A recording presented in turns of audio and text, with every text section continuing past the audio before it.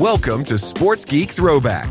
Here's your host, the sports geek himself, Sean Callanan. G'day, I'm Sean Callanan from Sports Geek, and welcome to Sports Geek Throwback, where I pick out the best bits from the Sports Geek podcast archive. For this week's Sports Geek Throwback, I go back to EP 221 with Jay Riola from the Orlando Magic, recorded in December 2018. Jay is the Executive Vice President of Strategy and Innovation at the Orlando Magic. Remember, if you need help with digital, marketing and sponsorship, please get in touch. That's what we do, applying the digital to dollars process to help your team build revenue. In this throwback episode, Jay and I discuss developing a new arena and how to future-proof it as best you can. Remember, you can listen to the full episode at sportsgeekhq.com/221. Enjoy.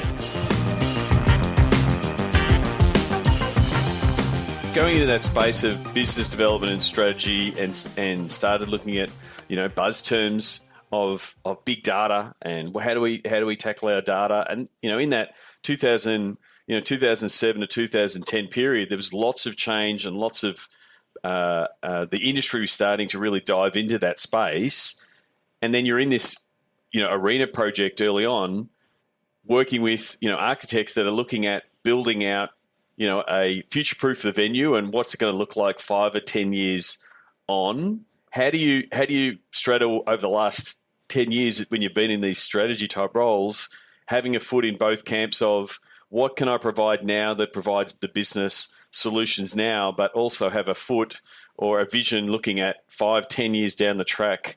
I've got to make sure what I'm putting in place now is going to be has that future proof to it and be looking at the longer region. How do you balance that in your role in that strategy role? It's a great question, and it's a constant challenge. I think we, as an organization, this was really driven by ownership and executive leadership. So Alex Martins, our CEO, and Charlie Freeman, our president.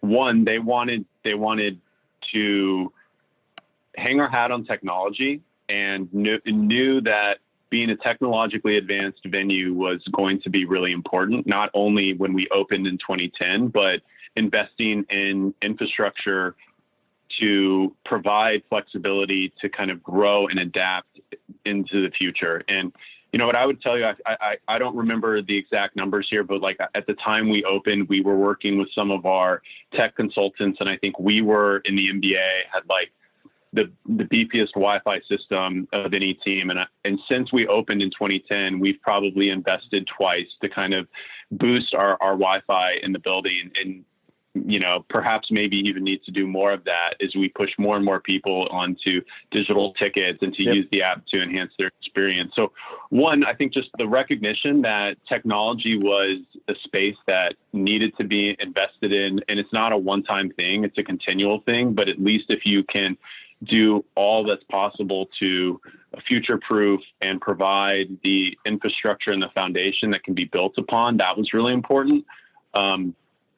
Then the other piece kind of on the tech front that I would tell you was, you're absolutely right. Between 2007 and 2010, so much changed in the ticketing space. That was really when StubHub and secondary ticket markets emerged. And they had been around before, but they really began to emerge. And teams were recognizing the importance of accurately pricing their tickets and dynamically pricing their tickets and being smart about their distribution. And a lot of that, I think, opened up our eyes and our team's eyes to the importance of data and the importance of analytics, and analytical thinking and having tools and people that can make sense of that data.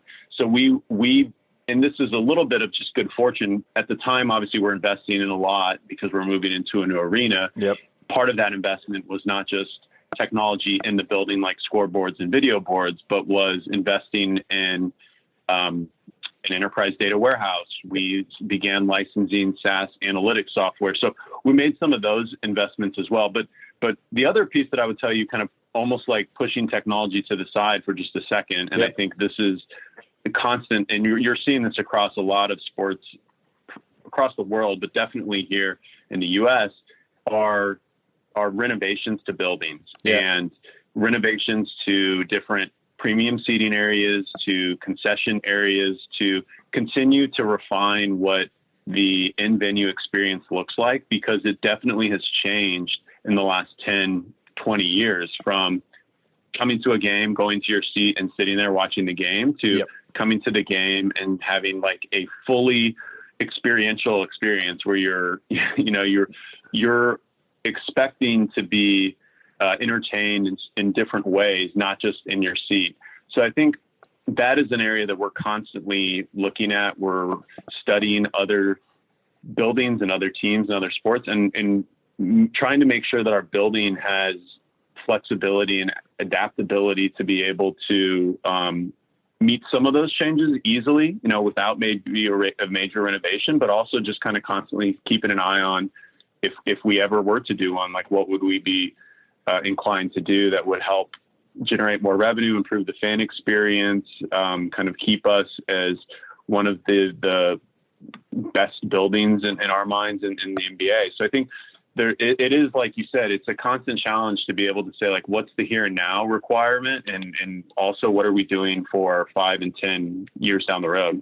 Yeah, because, I mean, you can go back, and it's probably 7 or 8 years ago now, Mark Cuban saying he didn't want fans pulling their phone out of their pockets because he wanted the experience of the game to be so engaging that they didn't need to or didn't want to.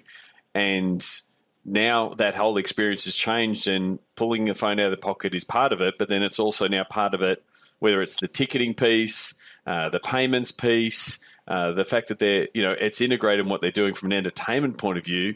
And so that's how the venues have had to evolve, because the shopping malls that we're going to, or the theatre districts we're going to that are being developed, or the downtown areas that are being redeveloped, this experiential piece.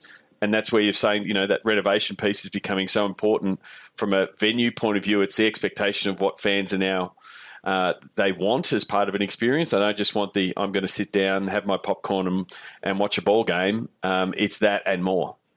Yeah. And consumer expectation is set in industry, not just in sports. Yeah. So when I order my Starbucks coffee from my phone, or Chick-fil-A, the expectation of customers is that the same experience is going to be available to them when they come to a sporting venue, and that technology is just part of their experience now. And I think it's our responsibility as teams and entertainment properties to accommodate that as best we can, because I just think that it's a part of the way people are becoming more and more accustomed to operating. Like when I travel, I hate having a printed boarding pass. I despise it. I want it to be on my phone. I don't want to have to carry it around and worry about it. I feel a lot more confident. And I think that 5 years ago was not the way the world worked. So that is pushing people to digital tickets, even though we've been moving that direction for a long time. When the rest of the world operates in a certain way, I think it pulls us that direction even stronger.